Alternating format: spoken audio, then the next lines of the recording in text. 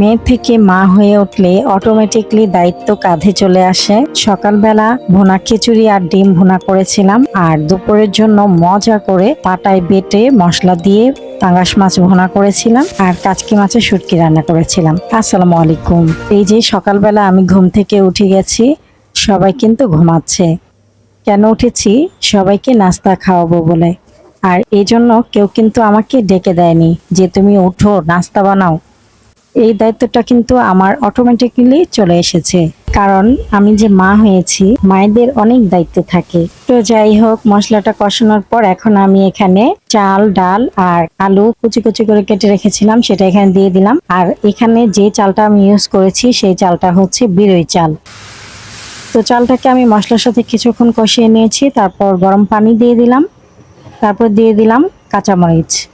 এখন ঢেকে রাখবো আর পাশের চুলায় শিফট করে দিলাম। এখন আমি ডিম ভুনা করব। তেলের উপর ডিমগুলোকে ভেজে নিচ্ছি।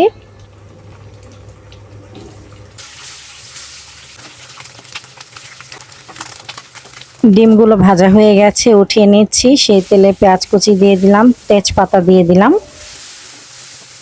পেঁয়াজটা হালকা ভাজার পর এখানে দিয়ে দিচ্ছি হলুদ, মরিচ, ধনিয়ার গুঁড়া, জিরার গুঁড়া। তারপর পানি দিয়ে দিলাম, আদা রসুন বাটা, পরিমাণ মতো লবণ দিয়ে মশলাটাকে খুব ভালো মতো কষিয়ে নেব। আর এই পাশে আমি খিচুড়িটাকে নেড়েচেড়ে দিয়েছিলাম, এখন ওপর থেকে একটু ঘি দিয়ে দিলাম, তারপর আরেকটু দমে রাখবো।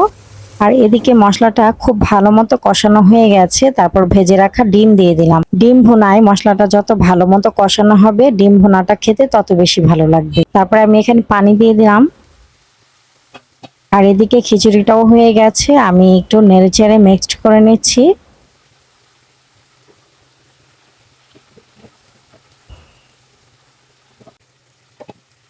আর এদিকে ডিম ভুনাটাও হয়ে গেছে, আমি একটু ভাজা জিরার গুঁড়াও দিয়েছিলাম। তারপর সবাইকে খাবার দিয়ে দিয়েছি, এখন আমি খেতে বসলাম। ডিম ভুনা, ভুনা খিচুড়ি আর সাথে হচ্ছে আমের আচার। আলহামদুলিল্লাহ, খুবই মজা হয়েছিল নাস্তাটা।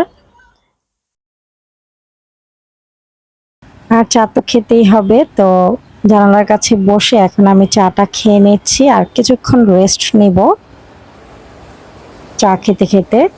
আর আমার ফেসবুক পেজে ঢুকে আমার ভিউয়ার্সদের কিছু কমেন্টসের উত্তর দিব।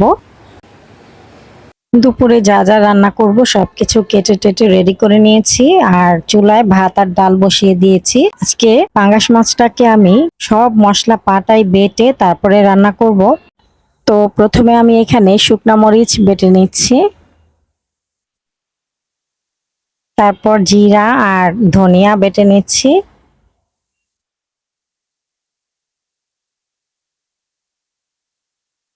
এখন উঠিয়ে নিলাম। তারপর এখানে আদা রসুন আর পেঁয়াজ বেটে নিলাম, সেটাও এই মাছের সাথে মিক্সড করে দিচ্ছি। এখানে দিয়ে দিচ্ছি পরিমাণ মতো লবণ আর একটু হলুদের গুঁড়া। তারপর খুব ভালোভাবে মাছের সাথে মিক্সড করে নেব সবগুলো মশলা। এভাবে আমি 10 মিনিট রেখে দিব। চুলায় একটা ফ্রাই প্যান বসিয়ে পর্যাপ্ত পরিমাণে সরিষার তেল দিয়ে দিলাম, তারপর সেই ম্যারিনেট করা মাছ দিয়ে দিলাম। যেহেতু এই মাছটাকে আমি ভাজিনি, এই তেলের সাথে আগে আমি ভাজা ভাজা করব অনেকটা সময় নিয়ে। এই যে মাছটাকে আমি ভাজা ভাজা করে নিচ্ছি,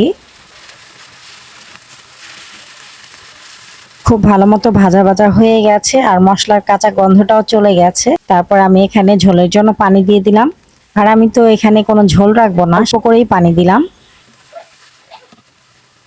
এ পর্যায়ে আমি ফালি করা কাঁচামরিচ দিয়ে দিলাম, আর এখন দিয়ে দিচ্ছি ধনিয়া পাতা কুচি। মশলা থেকে পুরোপুরি তেল ছেড়ে দিয়েছে, একটু পানি রাখা যাবে না, একদমই শুকনা শুকনা হয়ে যাবে। এই পর্যায়ে কিন্তু আমার মাছ ভুনাটা হয়ে গেছে। এখন চুলা অফ করে দিব। আপনারা একবার হলেও এই মাছ দিয়ে এভাবে ভুনা করে খেয়ে দেখতে পারেন। যারা পাঙ্গাস মাছ পছন্দ করেন না তাদের কাছেও অনেক মজা লাগবে। আর এইভাবে আমি শোল মাছ দিয়েও রান্না করি, সেটাও অনেক মজা হয়। কাচকি মাছের শুটকি আমি বেগুন, আলু আর কাঁঠালের বিচি দিয়ে রান্না করব। তো শুটকিটাকে আমি হালকা করে টেলে তারপর ভালো মতো ধুয়ে নিব। একটা প্যানে আমি পর্যাপ্ত পরিমাণে তেল দিয়ে দিলাম, তারপর দিয়ে দিলাম রসুন আর পেঁয়াজ কুচি। পেঁয়াজটা হালকা ভাজার পর এখানে দিয়ে দিচ্ছি হলুদ, মরিচ, ধনিয়ার গুঁড়া, তারপর পানি দিয়ে দিলাম।